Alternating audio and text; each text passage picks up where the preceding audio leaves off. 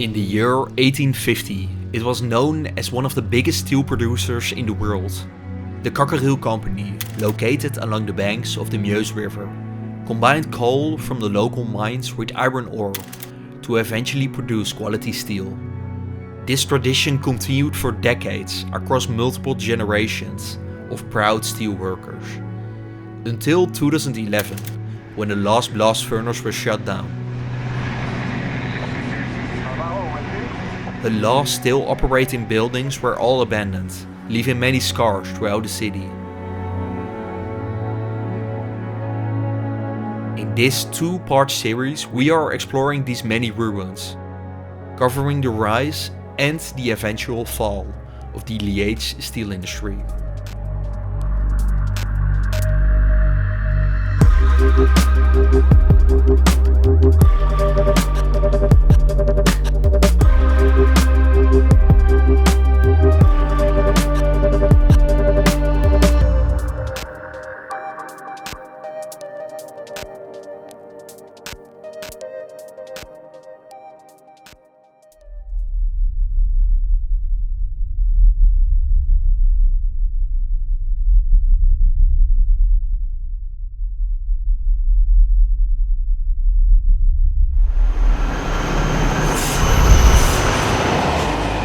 Since 2018, I've spent countless days exploring and documenting the many abandoned ruins. We'll be combining many years, skipping through many years in this episode. We are starting at the place where it all began, the workshops of the Cockerill company. Many of the historic workshops from the glory period remain. But we'll be focusing on one building in particular, which is the blower house.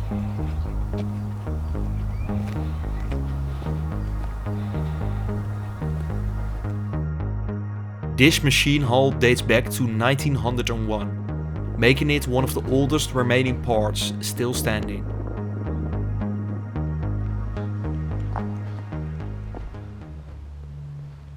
When entering inside via a small window, we noticed that a ton was already stripped inside. Back when operating, rows of impressive steam engines took their place here. But it was still impressive, with many classic details still remaining. Such as this original control booth, still retaining plenty of its dials and levers.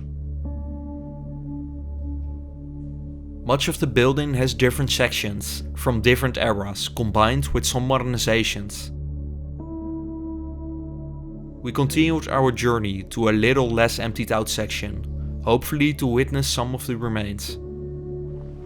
We leave the oldest part into the larger but more modern section, which was also a bit more messy.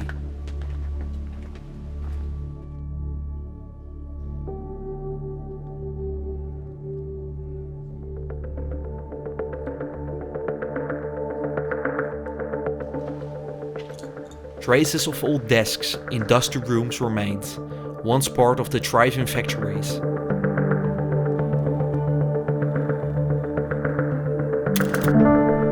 The story starts with a British man called Jean Cockerill. Jean was born in a family of early industrialists, mostly based in the Belgian city of Verviers. So from his youth, he whirled into the sector. The Industrial Revolution in Belgium was also still underdeveloped, so you can really see him as a true pioneer. In 1814, the monastery of Saran was bought and was now used as the headquarters of a new plan the Cockerill family had. With help from the Dutch royal family, which at the time owned Belgium, a couple of early blast furnaces and a foundry were established here. The location of Saran was quite convenient, with coal being plentiful in the area and it being connected to the Meuse River, which connects France's iron ore region with the many ports of the Netherlands. An industrial empire was born, which was quickly becoming more important.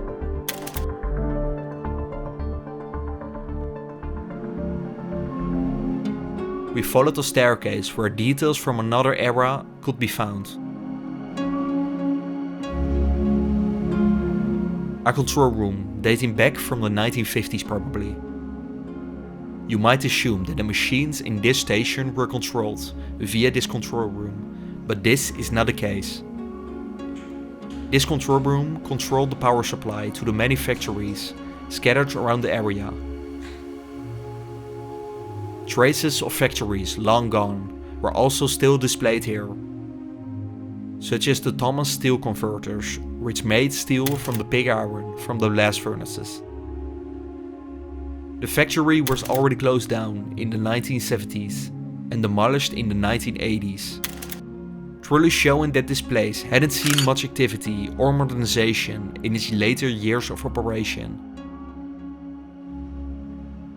The part we are in now is often mistaken as just a regular power station, but it was instead a so-called blower house. The blower house makes extremely hot air with compressors to eventually be used in the blast furnaces. If we go back to the 1950s on maps, it becomes visible that two blast furnaces were located here right next door. These two sections were connected by many large pipes, interlinking these two sections. Some of these pipes were still standing on the exterior of the building. In total, 4 blast furnaces were located here during the 1950s, producing pig iron for the Cockerill company. Just one more modern compressor remains in the old hall, probably the last unit installed in the over 100-year-old machine hall.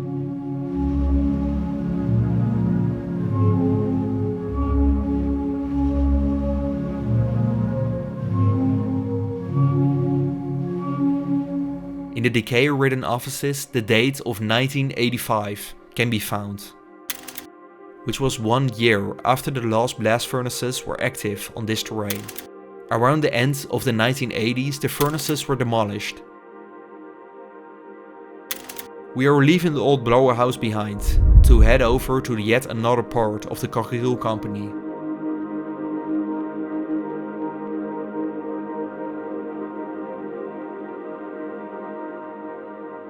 Which was the so-called coke factory. The vast terrain was abandoned around 10 years ago, when production ceased in its entirety.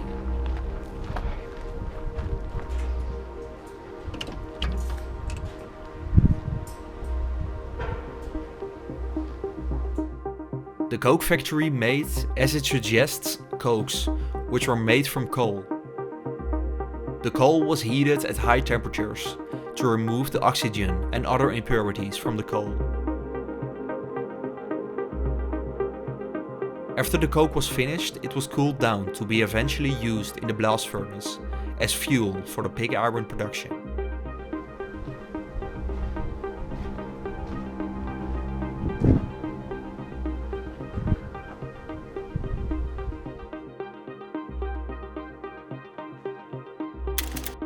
In 1830, Belgium split off from the Netherlands, suddenly making the factory located in a newly established country.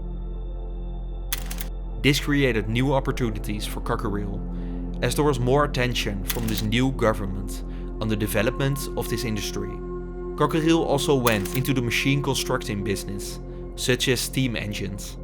One of those was the Le Belge, a steam locomotive that was actually the first train in Belgium, but also in mainland Europe. It also pioneered the modern steel-making process, making Belgium one of the main industrial powerhouses of the world.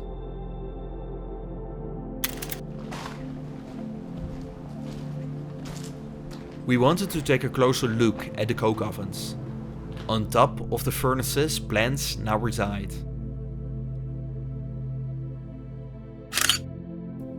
This is quite often the case due to the coal left on top, which is great for the growth of plants.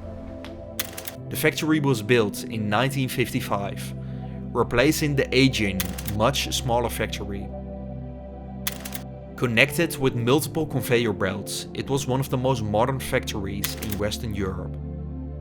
And to this day, the factory is still as impressive to see as the day that it opened. When going down, we went to the level where the still hot cokes would exit the furnaces. This happened with this sort of train carrying the cokes to the cooling tower. We wanted a better view of the factory, so let's head upstairs.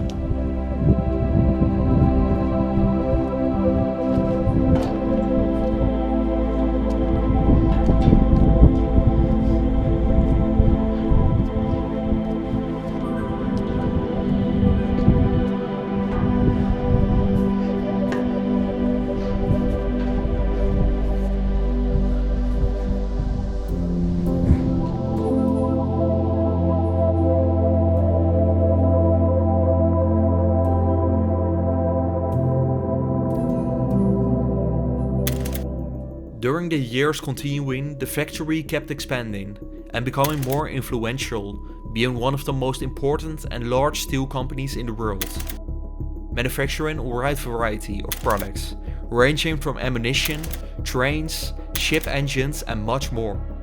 Problems began when World War I broke out, and the factories had to produce war equipment for the German army.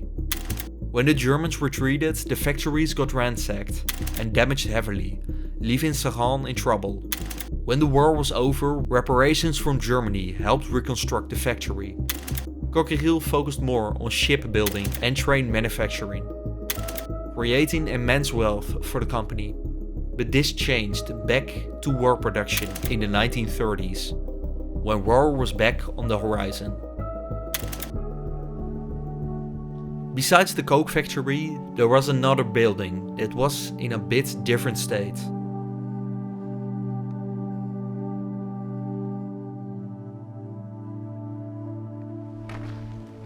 This decayed building also housed chemicals, it seemed. Which is common. With the production of cokes, a whole range of toxic chemicals get produced as a byproduct. This right here is the vintage steam boiler.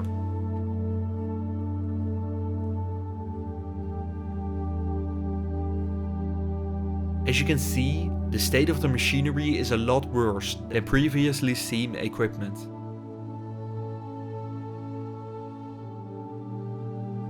The structure itself is also a lot older than the older parts of the site, dating back to probably the 1920s.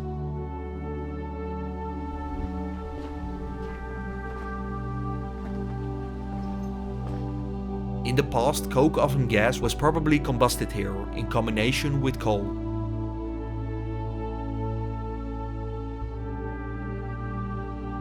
Although it is still unclear if it was just a steam plant or a true power plant, what is known is that this section was abandoned around the 1970s, which is pretty incredible to see.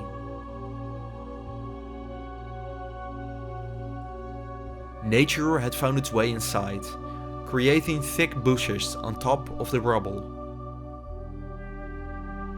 It created this weird but equally stunning combination of nature and vintage industry.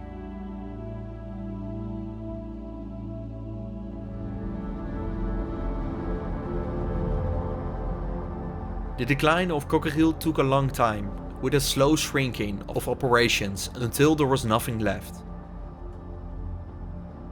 It changed the society of Sahan from a time where the population was constantly growing, attracting workers from the world for a better life, working the dangerous work in the steel mill, to a shrinking and poor city.